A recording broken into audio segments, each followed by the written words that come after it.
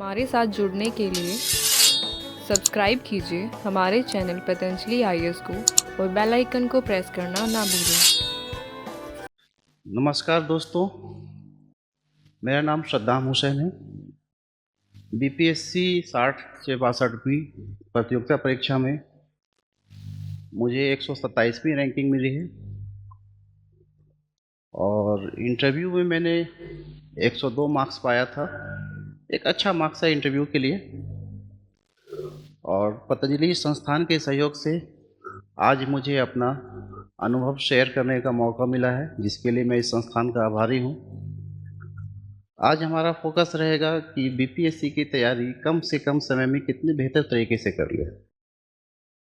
इस एग्ज़ाम के बारे में जान लेंगे कि ये बिहार राज्य की सबसे बड़ी प्रतियोगिता परीक्षा है और हर युवाओं का एक सपना होता है वो राज्य की सेवा में योगदान दे अपना। तो इधर उधर की बातें करने से बेहतर होगा मैं अब टू द पॉइंट आऊँ कि हाउ टू क्रैक बीपीएससी। तो बीपीएससी की तैयारी करने से पहले उसके एग्ज़ाम के प्रोसेस के बारे में समझना होगा कि ये एग्ज़ाम किस तरीके से ली जाती है, क्या प्रक्रिया है इसका। तो ये जान लीजिए कि त्रिस्तरीय एग्ज़ाम है ये। एक पीटी, एक मेंस,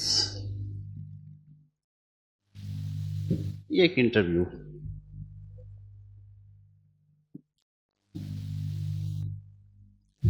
पीटी की बात करें, टोटल 150 क्वेश्चंस होते हैं। आमतौर पे 95, 97 या 100 के अप्रोक्स जो स्कोर जिनका होता है वो इसमें सेफ माने जाते हैं। अगर 150 क्वेश्चन को हम लोग डिवाइड करते हैं क्वेश्चन को कि आखिर कौन सा सेगमेंट है, कौन सा जोन है जो बीपीएससी का कमजोर जोन है, या वो जोन जहां से आप बीपीएससी को आसानी से क्रैक कर सकते हैं। तो आप देखेंगे जो प्रीलिम्स का जो क्वेश्चन का नेचर है इसका तकरीबन 30 से 35 क्वेश्चन हिस्ट्री से आ रहे हैं इनके।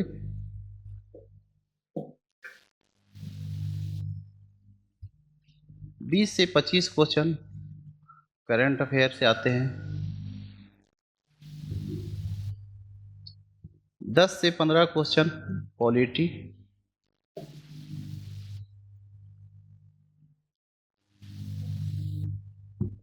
20 क्वेश्चन साइंस से हैं।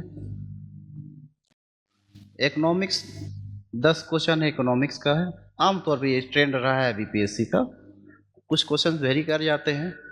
आप current affair, polity, Bihar special देखेंगे तो 20 से 25 क्वेश्चन बिहार स्पेशल है यहाँ पे।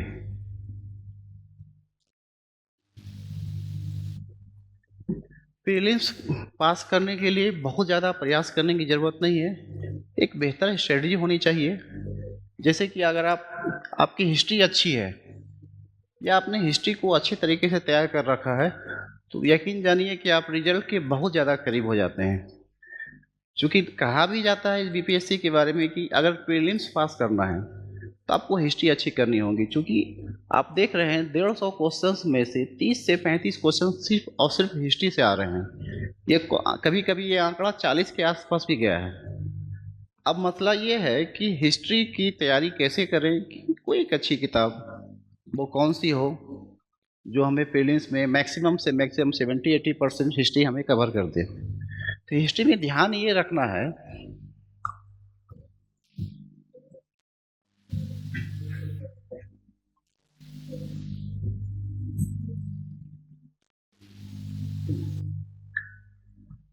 ये जो हिस्ट्री का जो सेगमेंट है मॉडर्न, मिडेवल और एंशिएंट। मॉडर्न से 20 क्वेश्चन, मिडेवल से 5, एंशिएंट से 10 से 15 क्वेश्चन, ये इसका जोन रहा है। एंशिएंट की अगर आप बात करते हैं, अगर एंशिएंट पे आप फोकस करते हैं तो आप देखेंगे यहाँ पे कि एंशिएंट इंडिया लगभग पूरे बिहार का ही इतिहास है। बिहार की हिस्ट्री को आपने पढ़ लिया, एंशिएंट इंडिया को पढ़ लिया और बीपीएससी में जो एंशिएंट इंडिया का क्वेश्चन है उसको आप टैकल कर लेते हैं।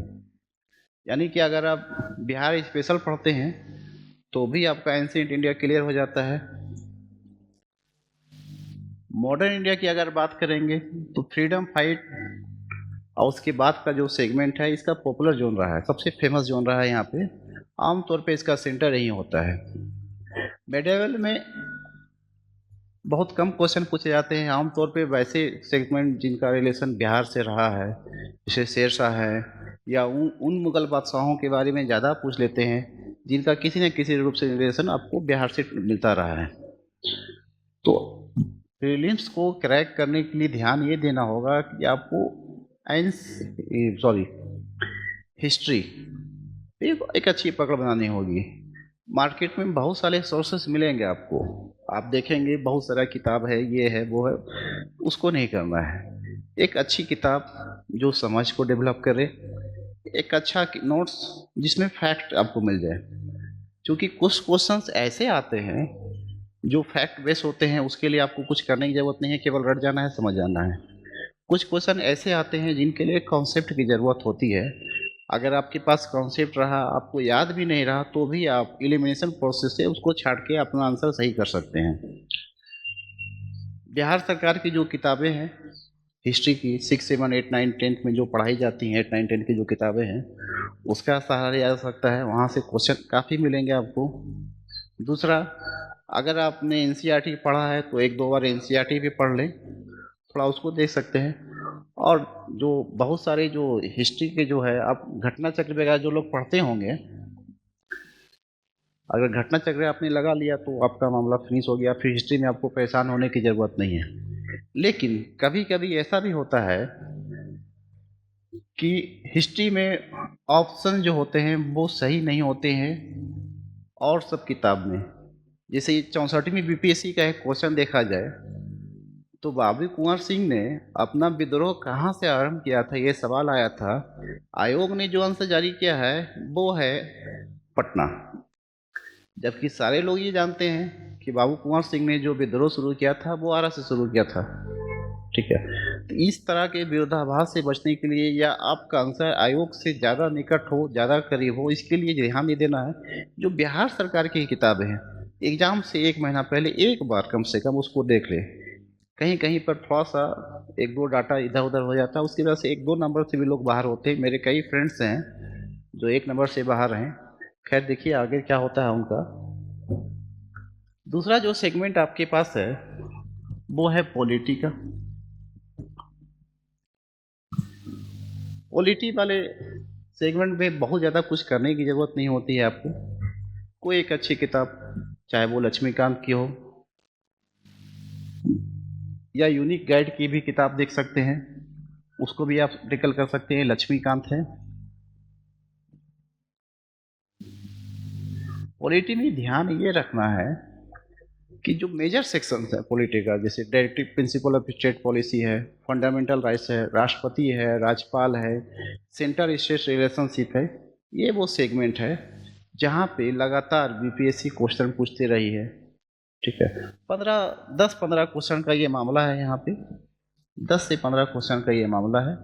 इसको अगर आप कर लेते हैं, लक्ष्मीकांत को या यूनिक गाइड को भी देख लेते हैं, या और भी जो डीडी बसु की किताब है वहाँ से कोई एक अच्छी किताब आपको आपका मामला फिट कर देगी, उसको उसके लिए ज़्यादा देखने की ज़रूरत नहीं है आपको।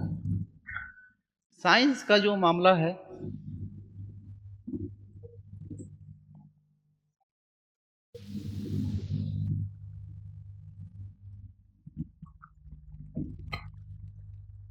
पिछले कई एग्जाम से साइंस बीपीएससी का एक ट्रेंड रहा है कि 20 क्वेश्चन उन्होंने लगभग फिक्स कर रखा है साइंस के लिए। आप सारे एग्जाम को देखेंगे, क्वेश्चन उठाया है, 20 क्वेश्चन फिक्स कर दिया है।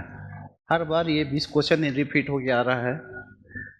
इस 20 क्वेश्चन को टैकल करने के लिए आप एक बार एनसीईआरटी को देख लें। दूसरी चीज,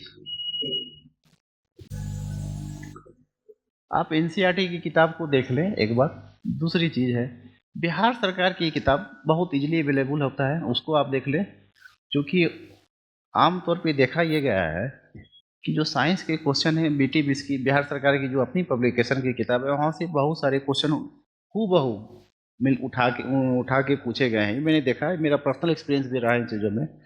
इसके अलावा आप घटना चक्र वगैरह जो लोग तैयारी करते हैं, आप जानते होंगे, घटना चक्र की किताब आती है, उसको भी आप देख सकते हैं, अच्छी किताब है। और अगर यहाँ पे आप 20 क्वेश्चन में 12, 14, 15 क्वेश्चन आप टेकल कर लेते हैं, तो मान लीजिए कि इसके अलावा प्रयास करने की ज़रूरत नहीं है। इससे ज़्यादा अगर आप प्रयास करेंगे, तो होता है क्या कि आपकी साइंस तो अच्छी हो जाएगी, लेकिन दूसरा सेगमेंट आपको डैमेज हो जाएगा। इसको ध्यान रखना है। तीसरा जो सेक्शन बनता है,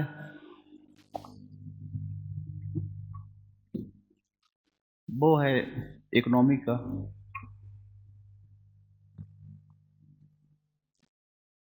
इकोनॉमी की तैयारी के दौरान इस बात को ध्यान रखेंगे कि इकोनॉमी रटने की चीज़ नहीं है, ये समझने की चीज़ है। अगर इकोनॉमी के टर्म को आप बेहतर तरीके से समझते हैं, तो आप यकीन जानिए कि आपका जो एलिमिनेशन प्रोसेस है, या आंसर आप लिखते हैं, आंसर आप शो करते हैं, वो ज़्यादा सटीक होगा, ज़्यादा सही होगा। इकोनॉमिक्स में 10 से 15 क्वेश्चन का मामला बन रहा है, यही आमतौर पे पूछा जाता है। गरीबी है, बेरोजगारी है, या इकोनॉमिक टर्मिनोलॉजी है, जीडीपी, जीएनपी, ये सब ट्रेंड रहा है बीपीएससी में। अब थोड़ा सा चेंज हुआ है पिछले 2-3 एग्जामों से, ठीक है। तो इसके लिए आपको एक तो इकोनॉमिक की जो टर्मिनोलॉजी है, उसको बढ़िया से क्लियर करेंगे। जैसे आप इसके लिए आप पीडी का भी देख सकते हैं। पीडी की किताब आती है, प्रतियोगिता दर्पण, उसमें जो आर्थिक शब्दावली जो दिया हुआ उन्होंने, सारे नहीं करने हैं, ध्यान ये रखना है, उसमें बहुत सारी चीज़ें ऐसी हैं जो जानने की ज़रूरत भी नहीं है, अब पूछा भी नहीं जाता है। क्योंकि हमें एग्जाम पास करना है, विद्वान नहीं बनना है, इस बात का खास ख्याल रहे।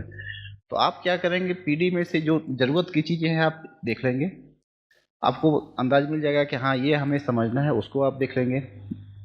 करंट अफेयर्स से रिलेशन रहा है इकोनॉमिक्स का। करंट में जो चीज़ें चल रही हैं, खास करके देखेंगे आप बिहार का एग्जाम का भी, है कि जितना इंडेक्स जारी हो रहा है, चाहे वो एचडीआई इंडेक्स हो, एमडीपीआई इंडेक्स हो, ये सारे इंडेक्स पे लगातार सवाल पूछ रही है। तो इंडेक्स बेस्ड जो क्वेश्चंस आते हैं, थोड़ा उसको आप देख लेंगे। मैं फिर से एक बार रिपीट कर दूं, चूंकि इकोनॉमिक्स का जो क्वेश्चन है, वो आम तौर पे इकोनॉमिक्स लोगों को एक लगता है कि बहुत टफ सेक्शन है, इसको छोड़ के जाना चाहिए या इसको रट लेना चाहिए, अगर बन गया तो ठीक है, नहीं बना तो कोई बात नहीं। नहीं, ऐसा नहीं है, मुझे ऐसा नहीं लगता है। इकोनॉमिक्स में अगर आपने एक बार समझ बना ली, तो विश्वास कीजिए, इससे आसान कोई पेपर होता ही नहीं है। एक बार थोड़ा सा पीडी का जो टर्म है, उसको टर्मिनोलॉजी को देखें, आर्थिक शब्दावली जो आती है उसमें, शुरू का 30-40 पेज होता है ये, उसमें से कुछ नहीं, 50-60 देख लेना है, 30 से 40 पेज में मिल जाएगा आपको। 50-60-70 टर्मिनोलॉजी देख लेना है, वो देख लेना है। करंट इशू जो चल रहा है उसको देख लेंगे, आपका लगभग इकोनॉमिक्स क्लियर हो जाएगा। इकोनॉमिक्स के लिए इससे ज़्यादा मुझे नहीं लगता है कि आपको करने की ज़रूरत है। अब आप देखिए,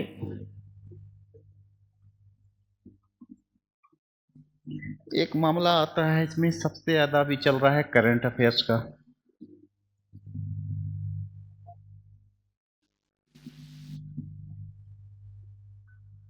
करंट अफेयर्स किसी भी एग्जाम में, चाहे वो यूपीएससी के एग्जाम में हो, स्टेट का कोई भी स्टेट हो, यूपी हो, बिहार हो, झारखंड हो, जहाँ भी आप देंगे वहाँ पे करंट अफेयर का सेगमेंट लगातार बढ़ता जा रहा है।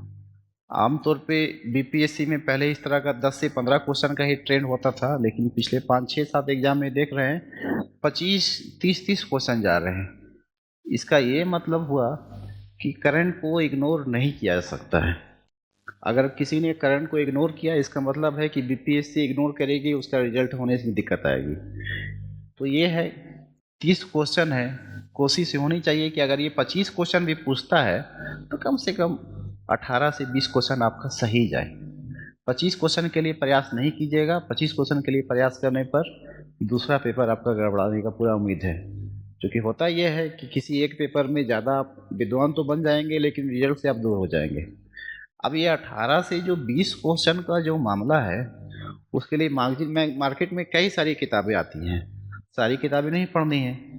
पतंजलि की मैंने देखी है, करंट अफेयर्स की किताब है, वो देखा जा सकता है। आप पीडी का वार्षिकांक आता है, वो आप देख ले। घटना चक्र आता है, वो आप देख ले। काफ़ी रहेगा। लेकिन एक बात मैं बता दूं आपको, मैं मेरे कई सारे फ्रेंड, चूंकि मैं भी स्टूडेंट हूँ, मैंने देखा है कि मेरे कई सारे फ्रेंड्स ऐसे हैं जो एग्ज़ाम से 1 महीना पहले, 20 दिन पहले करंट अफेयर्स पढ़ना शुरू करते हैं। उनको ये लगता है कि सबसे आसान काम है करंट को याद करना, एग्ज़ाम हॉल में पहुंचा देना। लेकिन मैं उनसे सहमत नहीं हूँ। यही कारण है कि कई लोग ऐसे हैं जिनका रिजल्ट में दिक्कत आ रही है।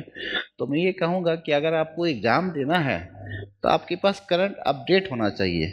ऐसा नहीं हो कि आप करंट की सारी किताबें ले आएँ, घटना चक्र ले आएँ, पीडी ले आएँ या ये पतंजलि की मैगज़ीन ले आएँ, उसको आकर के अलमारी पे जाके सजा दिया, और एग्ज़ाम का वक्त जब नज़दीक आता है तो 1 महीना पहले, 5 दिन पहले उसकी गंदगी को साफ किया और उसके बाद बोला कि भैया इसको पढ़ना है। करंट डिसाइडिंग है, कोई भी एग्जाम, चाहे इस यूपीएससी हो या स्टेट पीसीएस हो, डिसाइडिंग है। अगर करंट को इग्नोर करेंगे तो रिजल्ट में दिक्कत आएगी। इसलिए मैं आप लोगों से फिर बोलूँगा कि करंट को कम से कम 4 महीना, 5 महीना पहले, या बेहतर ये होगा कि आप करंट को अपडेट रखें। अगर आपने करंट की मैगजीन रूम पे लाई है तो उसको सजाने की जगह पे उसमें बढ़िया से टिक लगा ले, 2 4 5 बार पढ़ ले, डिस्कशन कर ले, या अपनी पढ़ाई का कम से कम मिनिमम 1 घंटा करंट अफेयर्स पे दे। क्योंकि करंट अफेयर्स को अगर आप इग्नोर करते हैं तो आपका पीटी कैसे होगा। आप देख रहे हैं कि 97 इस बार का कट ऑफ है, 11 क्वेश्चन पे विवाद है, 100 कितने हो जाते हैं, 108 हो जाते हैं। इसके आसपास आप रहेंगे तब आपका रिजल्ट बनेगा ना। और 108 आप बिना करंट को तो आपका होगा नहीं। तो इसका ध्यान रखना है कि करंट अफेयर्स को रोजाना पढ़ना है, आधा घंटा ही सही, 1 घंटा ही सही, लेकिन रोजाना पढ़ना है। ये नहीं कि 10 दिन पहले किताब निकाले, सारा किताब पढ़े, ऐसा नहीं करना है।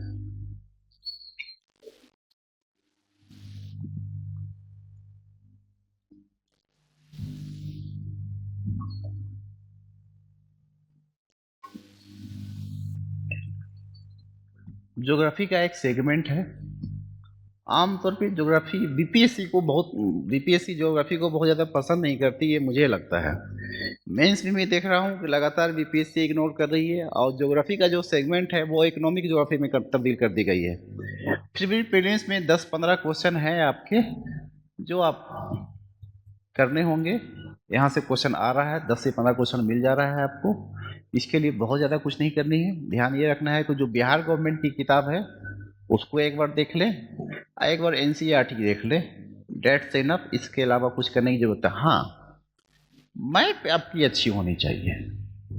अगर ज्योग्राफी को बिहार बीपीएससी में बढ़िया टेकल करना है, आप कोशिश करनी है कि मैक्सिमम मार्क्स यहाँ से मिल जाए, तो आपको भारत के मैप पे, बिहार के मैप पे, ओवरऑल दुनिया के मैप पे एक नज़र होनी चाहिए, एक समझ होनी चाहिए कि होता क्या है कि ज्योग्राफी के क्वेश्चन अगर आपने पढ़े नहीं है, आपको याद नहीं है, लेकिन अगर आपको मैप अच्छी तरह से याद है तो आप विश्वास कीजिए, आप एलिमिनेट करेंगे, आप छांटने की भी प्रक्रिया अपनाएंगे तो आपका ज़्यादा सही जाएगा औरों की तुलना में। तो अगर मैप आपकी अच्छी है तो आपको फायदा मिलेगा, निश्चित तौर पे ये कहा जा सकता है।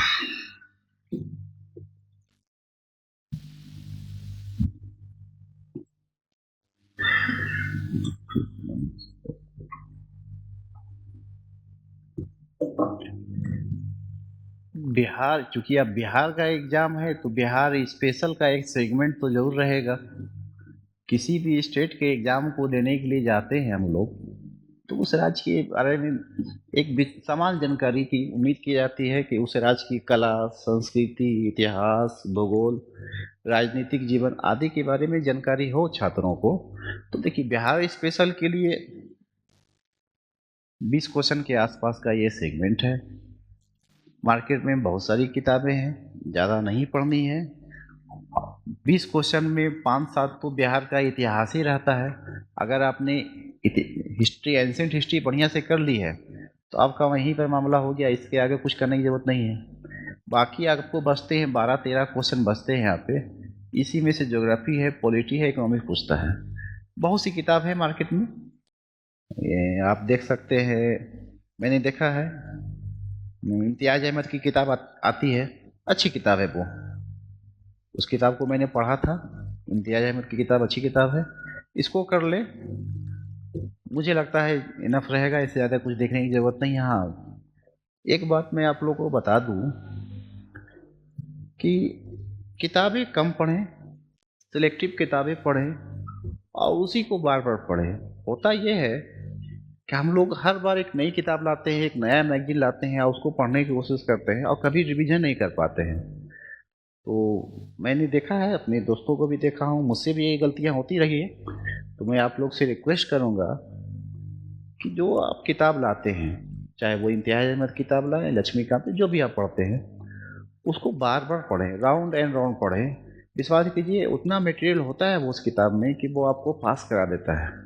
होता है क्या है कि हम लोग बाज़ार में इतनी सारी किताबें हैं, इतना सारा मैगज़ीन्स है, अब लगता है कि फलाँ दोस्त वो पढ़ रहा है, फलाँ दोस्त वो भी पढ़ रहा है, तो वो भी खरीद लो, ये भी खरीद लो। ऐसा नहीं है। आप अच्छी किताब सेलेक्ट कर लें, उस पे विश्वास बनाए रखिए। इतना आपको दे देगा कि आप आसानी से प्रीलिम्स क्वालीफाई कर सकते हैं। हाँ, एक चीज़ को ध्यान ये रखना है कि प्रीवियस ईयर क्वेश्चंस को आप बार-बार देखेंगे। प्रीवियस ईयर क्वेश्चंस देखने के कुछ फ़ायदे हैं और मेरी पढ़ाई की स्ट्रेटजी में हमेशा ये रहा है, इसका मैंने इसको हमेशा शामिल रखा है प्रीवियस ईयर क्वेश्चंस को। इसको करने के बाद एक फ़ायदा क्या होता है, सबसे पहले कि जो इम्पोर्टेंट चीज़ें हैं एग्ज़ाम के दृष्टिकोण से, वो तो या तो पूछी जा चुकी हैं, तो वो आप एक नज़र आपको मिल जाता है। क्वेश्चन डायरेक्ट आपको एग्जाम हॉल में मिलता है, आप आसानी से उसको टैकल कर लेते हैं। दूसरे क्वेश्चन के लिए आपके पास समय बच जाता है। दूसरी चीज़, आपको छाँटना कैसे है, प्रीवियस ईयर क्वेश्चन की प्रैक्टिस अगर आपने की है तो आपको छाँटना आ जाएगा। तीसरी चीज़, अगर 150 क्वेश्चंस हैं, यकीन मानिए आप 60-70 क्वेश्चन तो यूं ही यहाँ से आपको डिक्टो मिल जाते हैं। क्योंकि जो इम्पोर्टेंट क्वेश्चन होता है, इम्पोर्टेंट चीज़ें होती हैं, जो इम्पोर्टेंट जो एग्ज़ाम के लिए पूछी जानी चाहिए, या तो वो बिहार में पूछा जा चुका है, यूपीएससी में पूछा जा चुका है, यूपी में पूछा जा चुका है, झारखंड में पूछा जा चुका है, एक मीन कहीं न कहीं वो पूछा जा चुका है। तो अगर आप प्रीवियस ईयर क्वेश्चन को कर लेते हैं तो 60-70 क्वेश्चन तो आपके मिल जाते हैं यहीं से। इसमें दिमाग लगाने में जो वक्त आपका खर्च हो रहा है, जो एनर्जी खर्च हो रही है, क्योंकि क्वेश्चन डायरेक्ट आपको मिला, आपने टिक मारा, आगे निकल गए, तो वो क्वेश्चन जिसको आप नहीं बना सकते हैं, या बीपीएससी में एक मैथ का भी सेगमेंट होता है, 10 क्वेश्चन मैथ का भी सेगमेंट होता है, उसको लगाने के लिए आपको वक्त मिल जाएगा। तो इसको ध्यान रखेंगे, प्रीवियस ईयर क्वेश्चन को ध्यान रखेंगे। और चूंकि प्रीलिम्स की लगभग बातें हमने कर ली, फिर मैं कहूँगा किताबें सिलेक्टिव पढ़ें, कम किताबें पढ़ें और बार बार पढ़ें।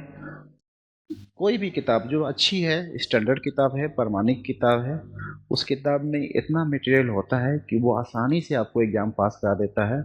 इसलिए बाज़ार में जो एटम बम, परमाणु बम टाइप की किताबें आती हैं, उस पर ध्यान नहीं देना है आपको। सिलेक्टिव किताब पढ़नी है और उस पर विश्वास बनाए रखना है। कभी हो सकता है, मे बी ऐसा होता है कि एक अपेक्षित प्रयास के बाद भी रिजल्ट आपके अनुकूल नहीं होता है।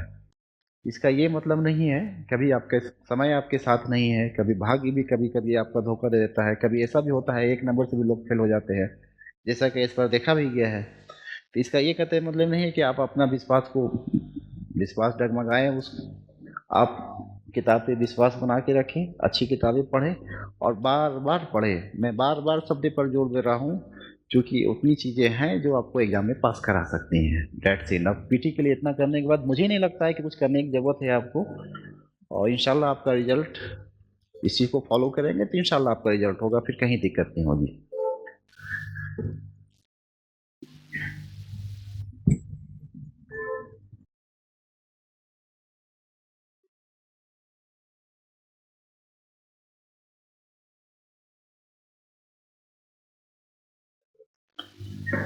प्रीलिम्स के बाद सबसे इम्पोर्टेंट सेगमेंट है वो है मेंस का।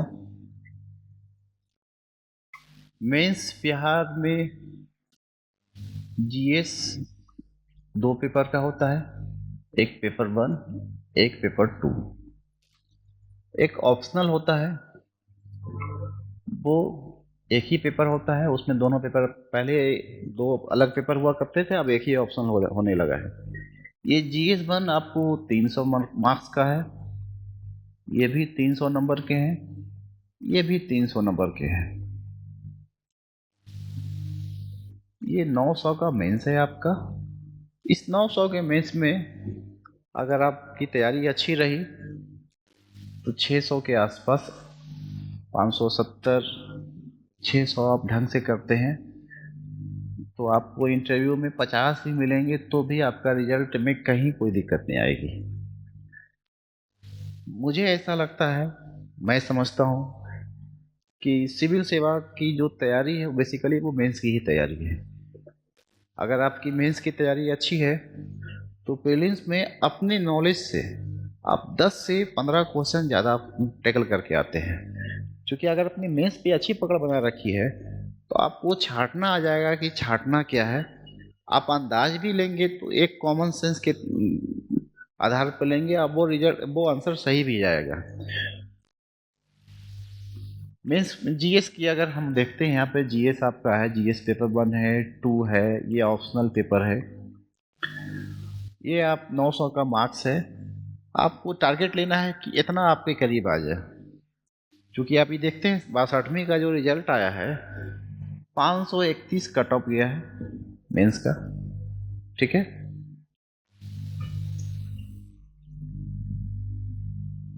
अगर आप 570 600 के आसपास ले आते हैं तो मानिए आप 60 70 80 नंबर आप कट ऑफ से ऊपर हैं। 50 भी आपको मिलते हैं तो भी आपका सिलेक्शन होता है। मैं ऐसा नहीं कर रहा हूँ कि आपको इंटरव्यू में 50 के लिए ही तैयारी करनी है। मैं ये कह रहा हूँ कि तैयारी का जो आपका फोकस हो वो मेंस पे हो। मेंस में जितना ज़्यादा मार्क्स लाएंगे आपको अपनी इच्छा अनुसार अपनी पसंद की सीटें मिल जाएंगी वहाँ पे। इंटरव्यू अनडोटली इंटरव्यू की तैयारी होती है, होनी भी चाहिए, लेकिन सबसे ज़्यादा फोकस आपको करना है मेंस पे। क्योंकि मेंस में कहीं किसी से कंपटीशन नहीं होता है। मेंस में जो कंपटीशन है वो आपका खुद से होता है। आप कितना बेहतर करके आते हैं, कितना बेहतर आप प्रेजेंट करके आते हैं, कितना बेहतर तरीके से सामने वाले को समझा देते हैं कि आपने जो पूछा है मैं उसको बेहतर समझता हूँ और उसको इस तरीके से मैं प्रेजेंट करता हूँ। अगर ये आप कर लिए तो आपको ये मार्क्स किया, मुझे तो लगता है कि इससे ज़्यादा भी प्लस आ जाएंगे।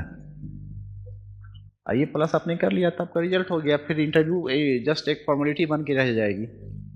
ठीक है, तो आप हम देखते हैं कि पेपर 1 में क्या कौन सा सेगमेंट आता है और उसको टैकल कैसे करना है, कहाँ से करना है।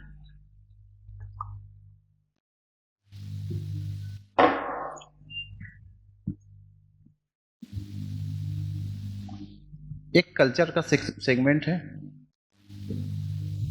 एक स्टैटिक्स का सेगमेंट है,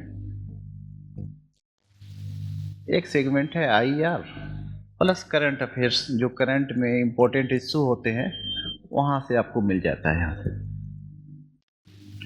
कल्चर के सेगमेंट की बात कीजिएगा, बहुत ज़्यादा यहाँ पे करने की आवश्यकता नहीं है। 12 से 15 क्वेश्चन है, उसी को बीपीएससी हर बार एग्जाम में राउंड, इस एग्जाम में ये पूछ दी तो अगले एग्जाम में दूसरे पूछ दी। जैसे आप देखेंगे कल्चर पे 3 क्वेश्चन है, पटना कलम, पाल कला, मौर्य कला। अगर पटना कलम आ गया तो उसको आप छोड़ के अगले बार पाल कला मौर्य कला कर लें। गांधी जी का जो सेगमेंट है हर बार बीपीएससी में लगभग रहता है। चंपारण सत्याग्रह की शुरुआत बिहार में हुई थी, यहाँ से क्वेश्चन रहते हैं। संथाल विद्रोह, मुंडा विद्रोह, यहाँ से लगभग क्वेश्चन दिया जा रहा है। फिर आप देखेंगे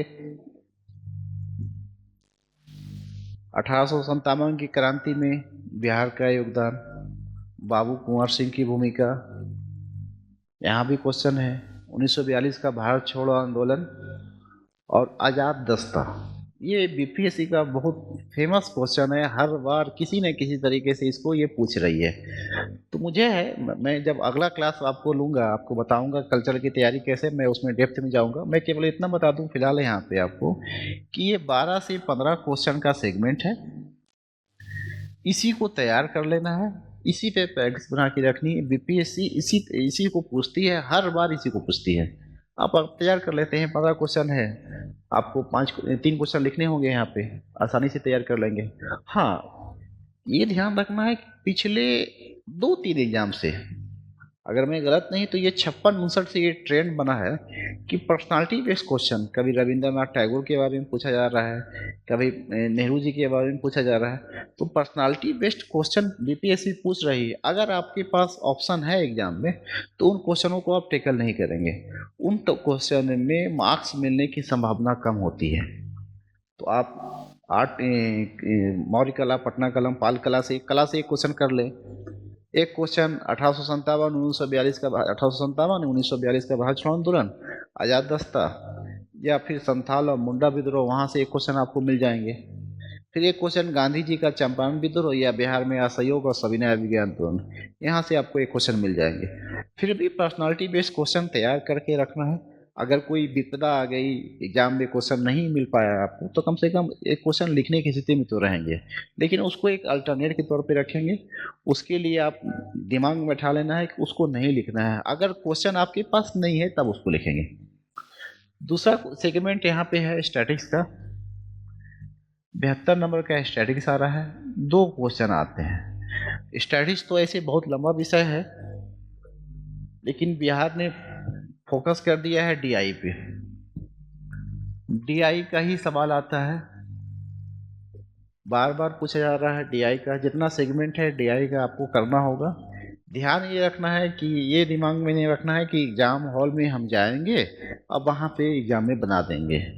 अगर आपको मेंस में अच्छे मार्क्स लाने हैं तो डीआई में अच्छे मार्क्स लाने होंगे।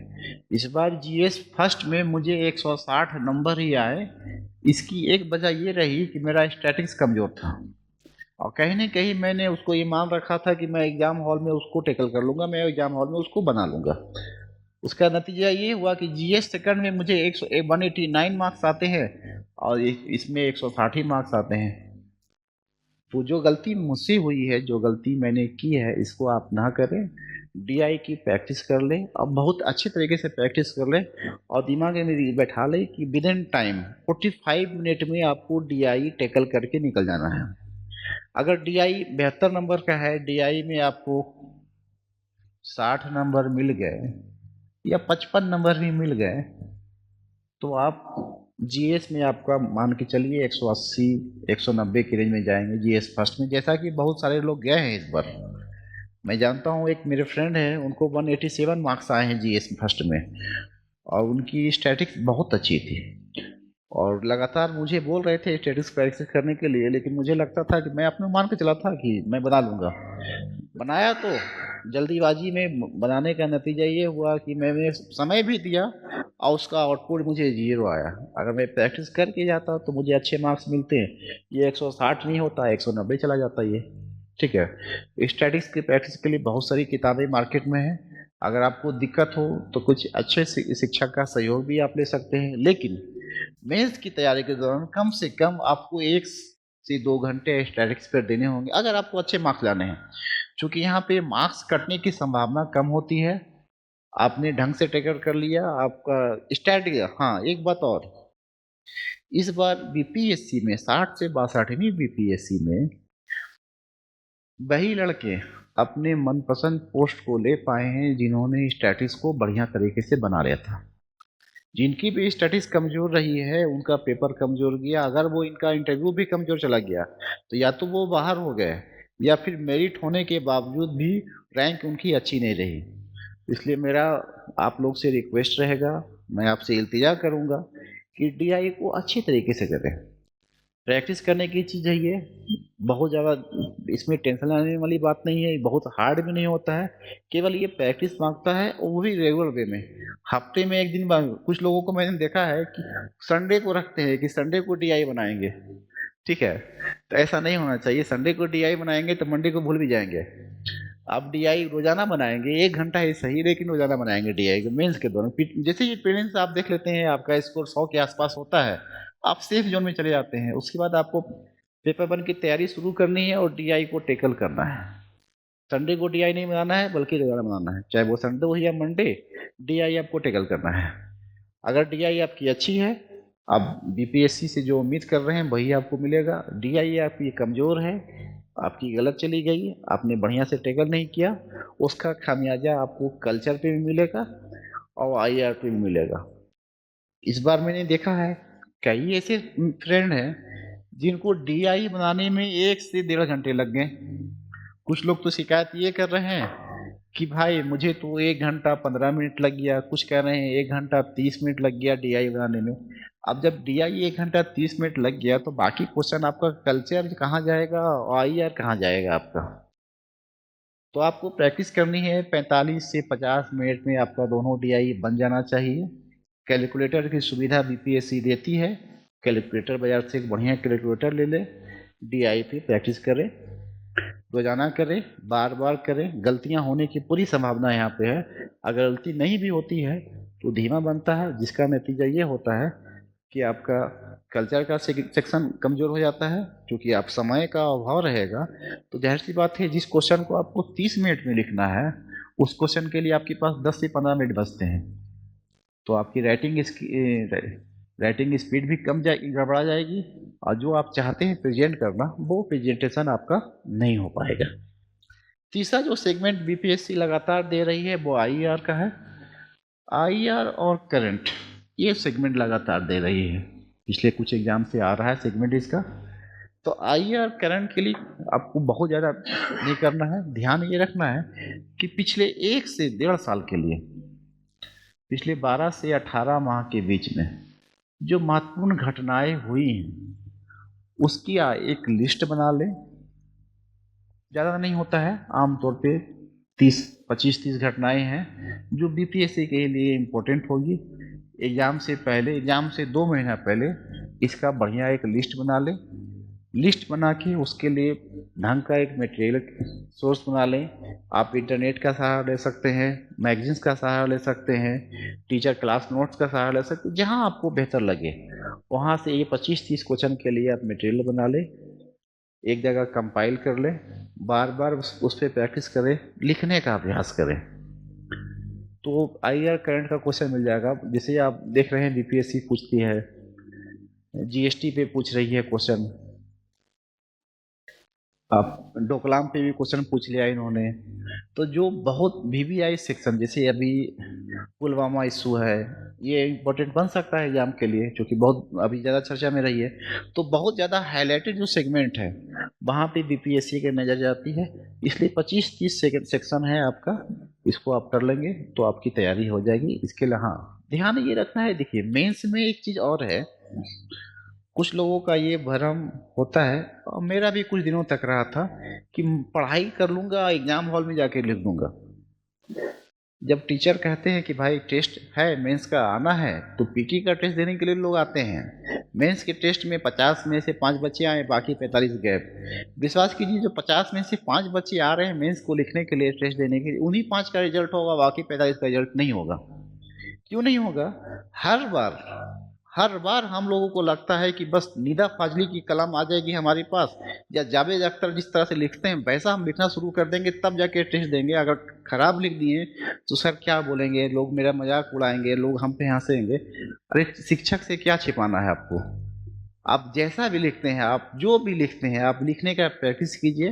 अगर आप नहीं लिखते हैं तो अपने आप को भ्रम में रखते हैं कि हम सिविल की तैयारी कर रहे हैं। टू बी फ्रैंक, अगर आप लिखने का प्रयास नहीं कर रहे हैं, इसका मतलब है कि अपने आप को धोखा दे रहे हैं और ये मान के चल रहे हैं कि आप अपनी पैर पे कुल्हाड़ी भी आप ही मार रहे हैं। इसलिए अगर मेंस क्रैक करना है तो आपको लिखने की प्रैक्टिस करनी होगी। कुछ नहीं तो कम से कम 2 घंटे ही सही आपको रोजाना लिखना होगा। हो सकता है शुरुआती के दौरान, शुरू में जब आप लिखते हैं बहुत गंदा आप लिखेंगे, मतलब ये कह सकते हैं गंदा का वो लेवल होगा कि आप खुद पढ़ेंगे, आपको खुद शर्म आएगी कि भाई मैंने क्या लिख दिया है। लेकिन यही चीज़ आप 10 दिन, 15 दिन, 20 दिन कंटिन्यू करेंगे तो आपको लगेगा नहीं नहीं ठीक ठाक है। फिर 1 महीना 2 महीना और लिखेंगे तो लगेगा ठीक है, ठीक है। तो इसको अगर आप नहीं लिखते हैं 2 घंटा पर डे, तो यकीन जानिए आप अपने आप को धोखा दे रहे हैं, अपने गार्जियन का पैसा भी आप बर्बाद कर रहे हैं अगर आप लिखने की प्रैक्टिस नहीं करते हैं। क्योंकि आपको वहाँ पे 36 पेज मिलते हैं, कम से कम 32-34 तो 30-32 तो लिखता ही लिखता है हर बंदा वहाँ पे, 30-32 लगभग बंदा लिखता है। मैं 36 लिखता था मेरी रफ्तार ज़्यादा थी, 36 लिखने के बाद भी मेरे पास 10 मिनट बचता था, यानी कि अगर एक्स्ट्रा पेज की व्यवस्था होती तो मैं शायद 38-40 तक जाता।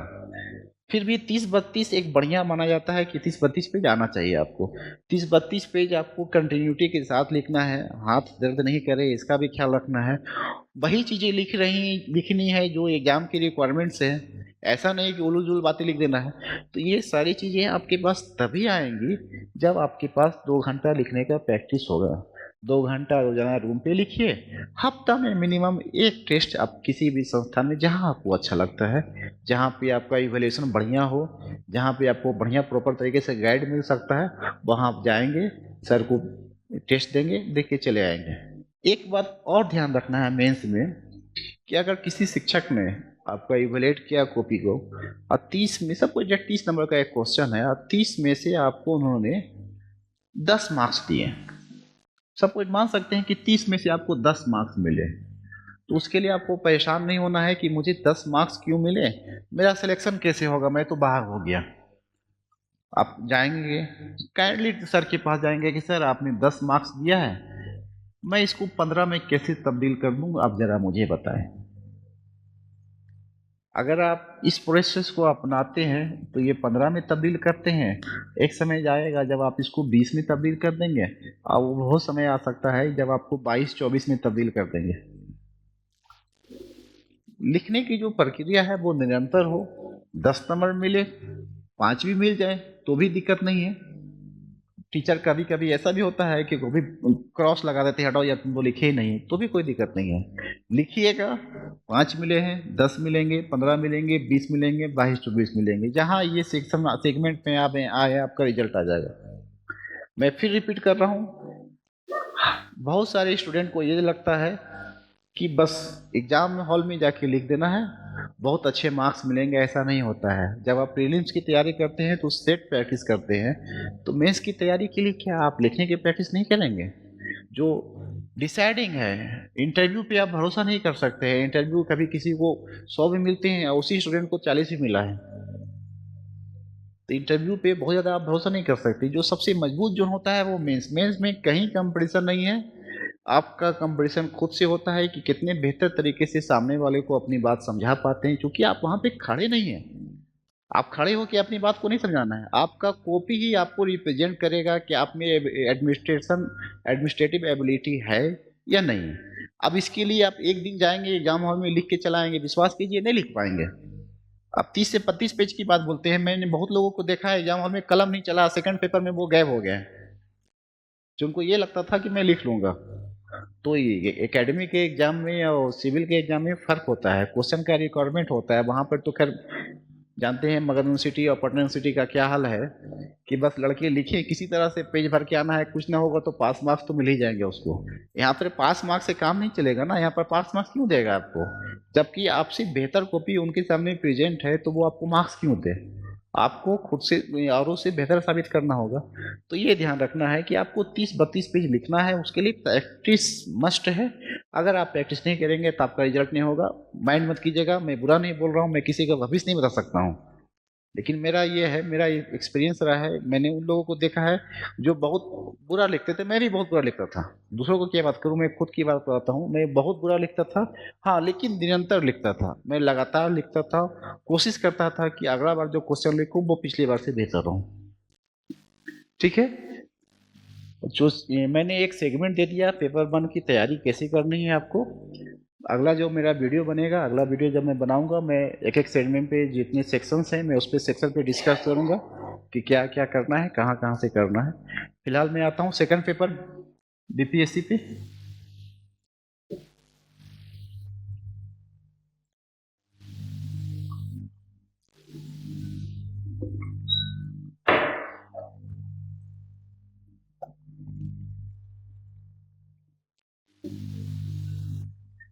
एक पॉलिटी का सेगमेंट है यहाँ पे,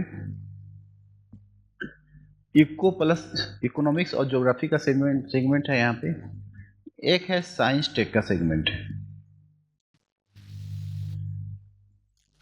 पॉलिटी के सेगमेंट को अगर आप देखते हैं 10 से 12 टॉपिक है, बीपीएससी का ये फेवरेट जोन रहा है। DPSP, fundamental right, fundamental duty, centre state relationship, राष्ट्रपति, राज्यपाल, चुनाव आयोग, इलेक्शन, गठबंधन सरकार, ये बीपीएससी का फेवरेट जोन रहा है। हाँ, पिछले एक दो एग्जाम से ये अपने फेवरेट जोन से थोड़ा मूव ऑन किया है। आज तक बीपीएससी ने कभी नहीं पूछा था कि दबाव समूह के बारे में आप हमें बताइए। 60 से 62 का जिन्होंने मेंस दिया होगा या क्वेश्चन जिन्होंने देखा होगा कि दबाव समूह के बारे में इन्होंने पूछ दिया था। तो आपको ध्यान ये रखना है कि बीपीएससी का जो ट्रेडिशनल जोन रहा है उसकी तैयारी अच्छी करनी है। साथ ही साथ कुछ नए सेक्शंस जो लगातार चर्चा में आ रहे हैं, थोड़ा उस पर अच्छी पकड़ बना लेनी है। ये पॉलिटिक है, पॉलिटिक्स से अलग चीज़ नहीं है, लेकिन चूंकि बीपीएससी पूछती नहीं थी इस तरह के क्वेश्चन को, तो लोग इसको इग्नोर कर चले जाते थे। यही वजह है कि जो बच्चे यूपीएससी की तैयारी करते थे या यूपीएससी का मेंस लिख चुके थे या लिख रहे थे, उन्होंने इस क्वेश्चन को बहुत अच्छे तरीके से टैकल किया। और जिनकी ट्रेडिशनल सिर्फ बीपीएससी की ही तैयारी थी, उनको इस क्वेश्चन को लिखने में दिक्कत आ गई। तो इसके लिए एक उपाय ये भी हो सकता है कि ट्रेडिशनल सेक्शन जो बीपीएससी का है वो आप कर लें। यूपीएससी का 10-15 साल का जो क्वेश्चंस है उस पर एक नज़र बना ले, उस पर एक काम देख ले कि हाँ क्या क्या पूछा गया है, क्या हमको यहाँ पर इसको लिखा जाना है, एक नज़र वहाँ पे बना ले। ट्रेडिशनल सेक्शन को आप कर लें, आपका पॉलिटी का मामला यहाँ पे बन जाता है। इसके अलावा आपको परेशान होने की ज़रूरत नहीं है। लेकिन परेशानी का एक वजह है, मैं परेशान होता हूँ इस बात को लेकर कि लोग लिखते नहीं हैं। मैं फिर बोल रहा हूँ कि आप निदा फाजली या जावेद अख्तर नहीं हो सकते हैं, आप प्रेमचंद नहीं हो सकते हैं। आप एक समान विद्यार्थी हैं, आपसे एक समान विद्यार्थी वाले लेखन क्षमता की उम्मीद की जाती है, बशर्ते कि आप लिखें। आप पॉलिटी को आपने, या बहुत सारे ऐसे हैं, मैंने जानता हूँ उनको, पर्सनली जानता हूँ दोस्तों को, पॉलिटी उनको सारी याद है, पूरा लक्ष्मीकांत रट डाला है उन्होंने, पूरी की पूरी लक्ष्मीकांत उनको कॉमा तक याद है। लेकिन अगर बोल दिया जाए कि एक क्वेश्चन को लॉन्ग लिखना है 300 वर्ड में, तो 2-4 बार सोचेंगे, उसके बाद बोलेंगे यार कर लिखूंगा। तो ऐसा नहीं करना है। जो भी आपका ट्रेडिशनल जो बीपीएससी का जोन है उसको आप देख लें। जो 10-15 साल का पॉलिटी जो यूपीएससी पूछी है उसको आप देख लेंगे, डेट्स इनफ है, इसके अलावा कुछ देखना नहीं है।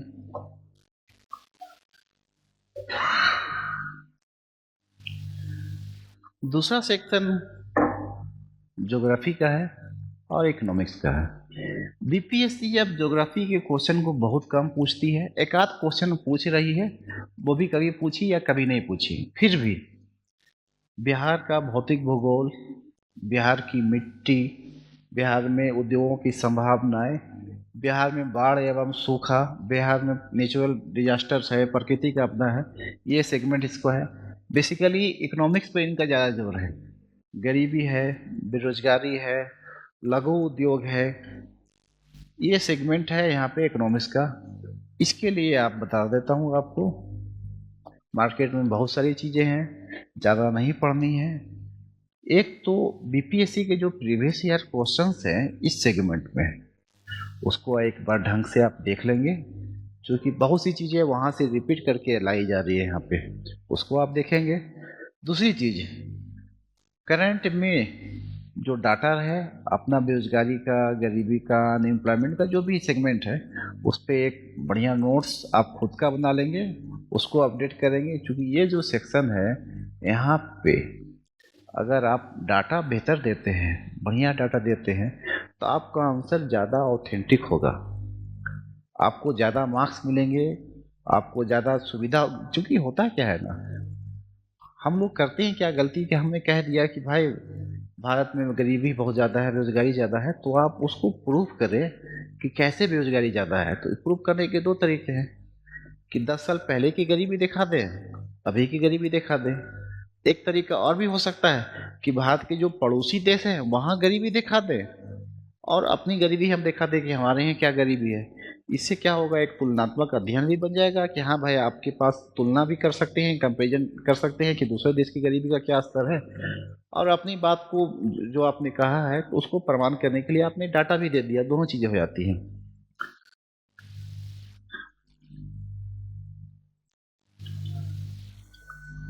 एक सेक्शन, हाँ ये मैं बता दूं कि जब मैं इकोनॉमिक्स का या ज्योग्राफी का मैं क्लास वीडियो बनाऊंगा तो मैं इस पर पूरा डिटेल जाऊंगा, और जो भी सेक्शन मुझे लगते हैं कि 64वीं के लिए 65वीं के लिए इम्पोर्टेंट होंगे, मैं हर सेक्शन पे, हर क्वेश्चन पे, हर टॉपिक पे एक डिस्कशन करूंगा, और निश्चित तौर पे आपको फ़ायदा मिलेगा वहाँ पे।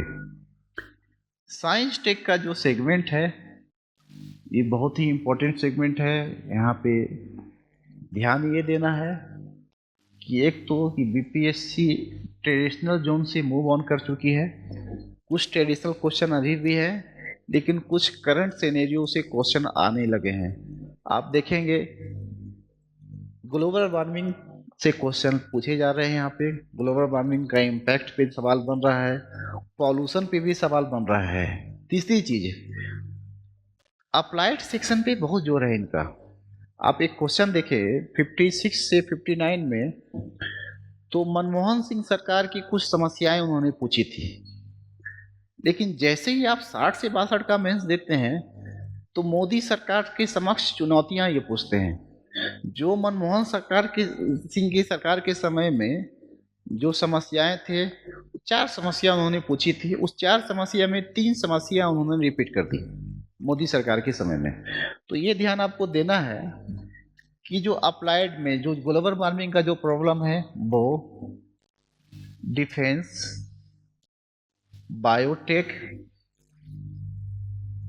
पॉल्यूशन, इन्वायरमेंट,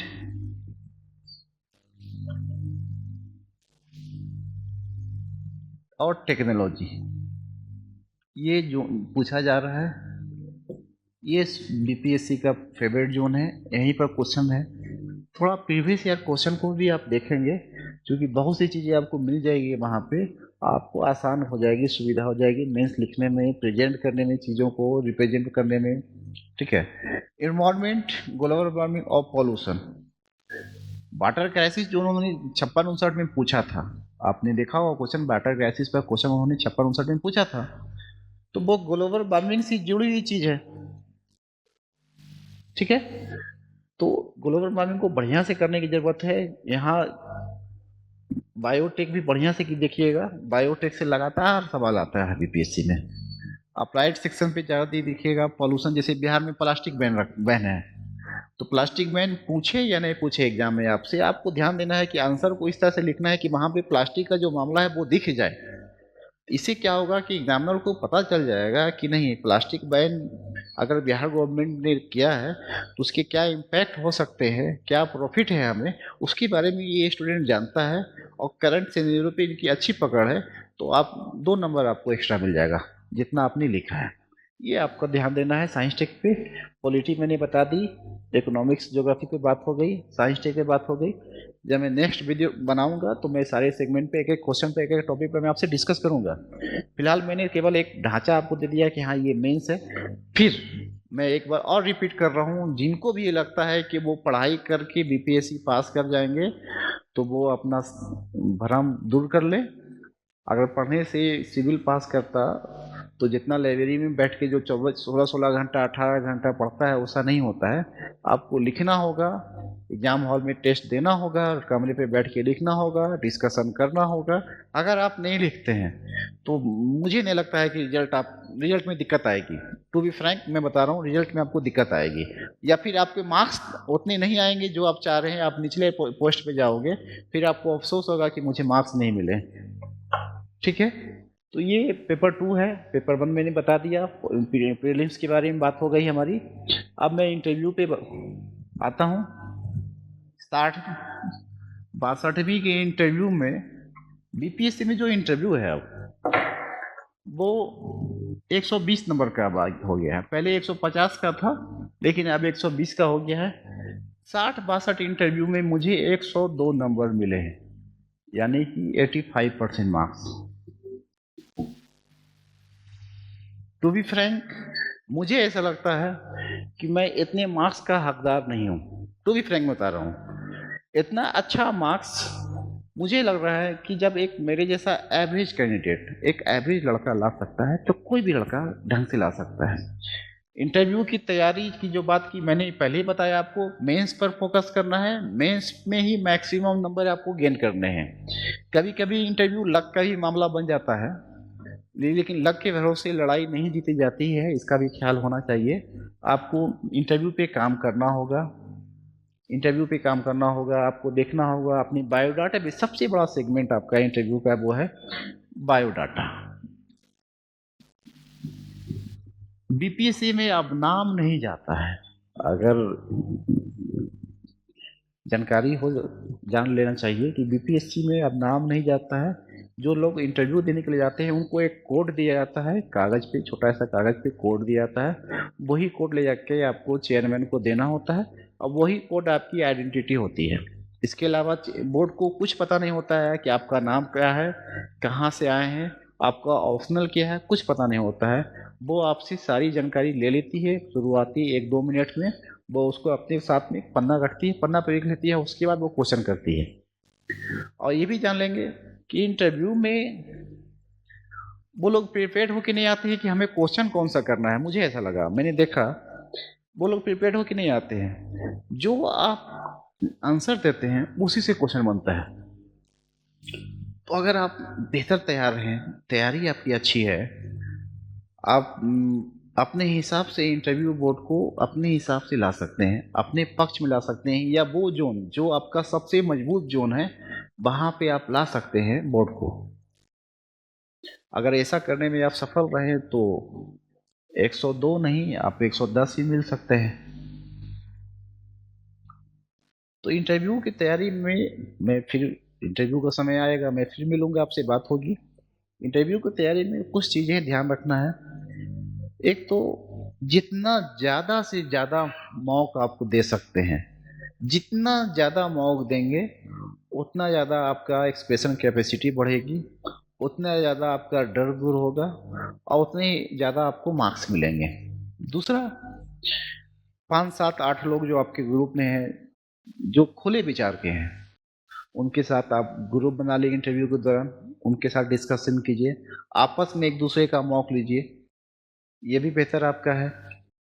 किसी संस्थान में जहाँ लोग आपको जानते नहीं हो वहाँ ज़्यादा जाइए, क्योंकि होता क्या है कि जहाँ पे लोग आपको जानते हैं तो थोड़ा सा क्या है कि कहीं ना कहीं दिक्कत आती है, या उतना आप एक्सप्रेस नहीं कर पाते हैं चीज़ों को, या वो आपके कमज़ोर पक्ष को जानते हैं लगातार वहीं पे आपको स्ट्राइक करते हैं, ऐसा भी हो जाता है। तो इसलिए ध्यान रखना है, अनजान जगहों पर अनजान लोगों के बीच में इंटरव्यू ज़्यादा दीजिएगा, ये आपको फ़ायदा करेगा। ग्रुप मॉक करने से क्या होता है कि आपस में जो छोटी छोटी कमजोरियां हैं, जो छोटी सी गलतियां हैं वो दूर हो जाती है। इंटरव्यू जब भी आपको देना होगा सबसे पहले आप बायोडाटा पे काम करेंगे। बायोडाटा में आपका नाम है, नाम पूछा नहीं जाता है बिहार में, फिर भी आपको अपने नाम का अर्थ होना चाहिए, ठीक है, नाम का अर्थ मालूम होना चाहिए। अगर किसी का नाम आकाश है या किसी का नाम सूरज है, ठीक है, तो उसका अर्थ मालूम हो उसको, वो पूछ सकता है कि क्या आप सूरज वास्तव में हैं। जैसे हमसे एक बार पूछा गया था, उस समय नाम जाता था, ये 53-55 इंटरव्यू की बात है। मैंने अपना नाम बताया कि मैं सद्दाम हुसैन, तो पूछे कि क्या मायने होता है इनका, तो मैंने कहा सर एक बादशाह जो खूबसूरत हो। तो उन्होंने कहा कि एक बात मैं कहूँ, जी सर खूबसूरत तो मुझे आप दिखाई नहीं देते हो। तो मुझे हंसी आ गई, और नोटिस बात तो सही थी खूबसूरत तो मैं हूँ नहीं। तो मैंने कहा कि सर मैं सॉरी सर, मुझे माफ़ कीजिएगा, लेकिन अगर आप मुझे अपने बेटे की नज़र से मुझे देखेंगे तो मैं आपको बहुत खूबसूरत लगूंगा। तो सारे बोर्ड मेंबर मुस्कुरा गए, हंसने लगे। वो अलग बात है कि मुझे नंबर नहीं दिया गया, ठीक है। तो ये देखना है होम डिस्ट्रिक्ट जो आपका है उसके बारे में बेसिक जानकारी। इस बार चूंकि मैं नालंदा से बिलोंग करता हूँ, नालंदा यूनिवर्सिटी, उदंतपुरी यूनिवर्सिटी की जब चर्चा निकली, बात निकली, तो वो लोग चले गए वहाँ तक्षशिला तक चले गए। पहले तो हमसे नालंदा यूनिवर्सिटी के बारे में पूछा, फिर पूछा कि भाई नालंदा यूनिवर्सिटी के बारे में जानते हो तो उदंतपुरी यूनिवर्सिटी के बारे में बता दो। उसके बारे में जब बात हुई तो फिर बोले विक्रमशिला के बारे में बता दो। जब विक्रमशिला पे बात निकली तो बोले तक्षशिला के बारे में बता दो। तो क्वेश्चन का कोई एक फिक्स जोन नहीं होता है कि वो क्या पूछेंगे, क्योंकि जो आप जवाब देते हैं उसी से उनका क्वेश्चन बनता चला जाता है। तो होम डिस्ट्रिक्ट के बारे में बेहतर जानकारी, जिस सेवा के लिए आपने प्रेफरेंस दिया है, जो आपका प्रायोरिटी है, जिस सेवा में जाना चाहते हैं, प्रशासनिक सेवा में, पुलिस सेवा, वित्त सेवा में, जहां आप जाना चाहते हैं, उस सेवा में क्यों जाना चाहते हैं, आप क्या करेंगे, क्यों आप जाना चाहते हैं, इस पे ध्यान देना है आपको। उससे वहाँ से निश्चित तौर पे सवाल बनते हैं, समझ आया? क्योंकि मेरा पुलिस सेवा मैंने ऑप्ट किया था, फर्स्ट चॉइस हमारी पुलिस सेवा की थी। पुलिस सेवा पे तकरीबन तकरीबन 7 से 8 मिनट मेरा इंटरव्यू पुलिस सेवा पे था। इवन हमसे रेल डीएसपी का क्या काम है, चुलबुल पांडे और इस टाइप की जो मूवियाँ बनती है उसके बारे में डिस्कशन हो गया, ठीक है। जब मैं खड़ा हुआ तो हमसे पूछा भी गया कि इंटरव्यू जब मेरा खत्म हो गया तो उन्होंने कहा कि ठीक है आप जा सकते हैं, थैंक यू बोल के मैं खड़ा हो गया। तो एक मेंबर थे, उन्होंने पूछा अरे आपकी तो हाइट नहीं है। हमने सॉरी सर मेरी तो हाइट है। तो पूछा कितनी हाइट है आपकी, मैंने कहा सर 165 सेंटीमीटर।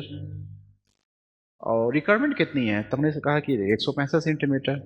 तो वो उनकी जो उंगलियां इस अंदाज में घूमती हैं, अब वो हमसे बोलते हैं कि आपकी ये हाइट 165 सेंटीमीटर है, रिक्वायरमेंट 165। हमने जी सर। तो कहीं ऐसा तो नहीं कि आपके बाल कट जाएंगे तो आप छोटे हो जाएंगे। हमने कहा नहीं सर ऐसी नहीं है, मैंने पूरी तरह से जांच परख लिया, मेरा 165 सेंटीमीटर किसी भी स्थिति में नहीं है, उससे कम नहीं जाएगा। तो उन्होंने कहा कि पुलिस की तरह खड़े हो जाइए। मैं खड़ा हो गया टर्न करके, 2 सेकंड उन्होंने देखा, उसके बाद बोले कि आप जा सकते हैं। तभी ये जो अध्यक्ष महोदय थे उनका ये आएगा ठीक है जाइए पुलिस बनिए। तो मुझे लगा कि ये लोग सेटिस्फाई हैं और इनको ये लग रहा है कि अगर मैं इनको मार्क्स दे रहा हूँ तो इनकी जो प्रायोरिटी है वो इसको मिल जाए। तो जिस सेवा में आप जाना चाहते हैं उस सेवा के बारे में बेहतर जानकारी आपकी होनी चाहिए। बायोडाटा पे आप काम करें, होम डिस्ट्रिक्ट पे काम करें, सेवा के बारे में अगर आप कहीं पे काम कार्यरत हैं, कहीं पे आप काम करते हैं, तो उस काम के बारे में बेहतर जानकारी हो। चूँकि हम देखे हैं, हमने लोगों को देखा है कि अगर वो कहीं पे टीचर हैं तो टीचर में क्यों छोड़ के आना चाहते हैं, सबसे पहला सवाल ये बनता है। आप इतने बड़ा काम कर रहे हैं, राष्ट्र की सेवा में हैं, राष्ट्र का निर्माण कर रहे हैं, बच्चों का भविष्य बना रहे हैं, उस सेवा को छोड़ के क्यों आना चाहते हैं? तो आपका एक तर्क संगत जवाब होना चाहिए वहाँ पे। ये तो मैंने एक उदाहरण दिया टीचर के कि आप टीचर हैं तो अब जिस सेवा में हैं उस सेवा के बारे में बेहतर जानकारी हो, क्यों उस सेवा को छोड़ के आना चाहते हैं, इसका एक बेहतर आपको तर्क देना होगा। अगर आप तर्क नहीं दे पाते हैं तो आपका नेगेटिव इंप्रेशन जाता है, वहाँ पे मार्क्स कम मिलने की संभावना है, ये ध्यान रखना है। समसामयिक मुद्दे पर जो करंट में चल रहा है उस पर ध्यान रखनी है। क्वेश्चन वहाँ से पूछे जाते हैं, लगातार पूछे जाते हैं। एक ओपिनियन भी लिया जाता है कि क्या ओपिनियन है आपका। चूंकि आपका इंटरव्यू जो नॉलेज टेस्ट था डेट इज ओवर, मेंस में खत्म हो गया नॉलेज टेस्ट, तो अब आपकी पर्सनालिटी टेस्ट की बात होगी। अब पर्सनालिटी का एक इम्पोर्टेंट सेगमेंट होता है समसामयिक। तो इसके लिए ये है कि जो आप वीडियो वगैरह चल रहा है उस समय आप वीडियो देखिए, यूट्यूब पे जो इम्पोर्टेंट चीज़ें हैं उस पर डिस्कशन भी मिल जाएगा आपको, न्यूज़ चैनल पे डिस्कशन मिल जाएगा। आप आपस में ग्रुप में जो आपने बनाया है उस ग्रुप के साथ डिस्कशन भी कर सकते हैं। ये सेगमेंट देखना है आपको। हाँ, एक और चीज़ मैं इंटरव्यू के दौरान कहूँगा, इंटरव्यू में जितना ज़्यादा मौका आप देंगे उतना ज़्यादा बेहतर आपका एक्सप्रेशन कैपेसिटी बनेगा, उतने बेहतर ही आपको मार्क्स मिलेंगे। तो मुझे ऐसा लगता है कि जो बीपीएससी के लिए जो होता है प्रीलिम्स का, मेंस का और इंटरव्यू का, ये सेगमेंट पे लगभग मैंने बात कर ली आपसे। और इंशाल्लाह मैं जब अगला वीडियो बनाऊंगा तो वो आपको टॉपिक पे बात होगी कि हर टॉपिक पे, जैसे पेपर 1 मेंस पे बात करूंगा, कल्चर पे बात करूंगा, इकोनॉमिक्स पे, पॉलिटी पे जो भी बातें होंगी मैं बात करूंगा। फिर बताऊंगा कि लिखना कैसे है। मैं जब लिखने की बात आ गई तो मैं फिर आपसे रिक्वेस्ट कर रहा हूँ, मैं आपको हाथ जोड़ के कर रहा हूँ कि प्लीज़ आप लिखना शुरू कर दें। अगर आप नहीं लिखेंगे तो आपका रिजल्ट आपसे उतना ही दूर रहेगा। आप विश्वास कीजिए, आप दुनिया के सबसे गंदा लिखने वाले व्यक्ति हैं तो भी आप सफल हो सकते हैं। केवल इस बात का ध्यान रखना है कि आपको कंटिन्यूटी बना के रखनी है। याद करके नहीं जाना है, याद करके जाइएगा तो नहीं लिखा पाएगा, लिखाएगा तो ही 15-20 पेज लिख के आएगा, उससे रिजल्ट नहीं होगा। याद भी करनी है चीज़ों को और लिखना भी है, बार बार लिखना है। टीचर के पास जाना है, उनसे बोलना है कि अगर हमें आपने 10 नंबर दिया है तो मैं इसको 15 कैसे करूं, 16 कैसे करूं, इस पे बात होनी चाहिए। आपको 10 नंबर दिया, ये इशू नहीं होना चाहिए, इम्प्रूव कैसे करा है इस पे बात होनी चाहिए। दोस्तों के बीच में लिखिए, डिस्कशन कीजिए। तो मुझे नहीं लगेगा कि फिर ऐसा, मुझे नहीं लगता कि इतना करने के बाद रिजल्ट में देरी होगी या रिजल्ट नहीं होगा, मुझे नहीं लगता है। मैंने जो मेरा जो बेस्ट एक्सपीरियंस था प्रीलिम्स का, मेंस का, इंटरव्यू का, मैंने आपके साथ शेयर किया और इंशाल्लाह मैं फिर आगे भी शेयर करता रहूँगा। जय हिंद।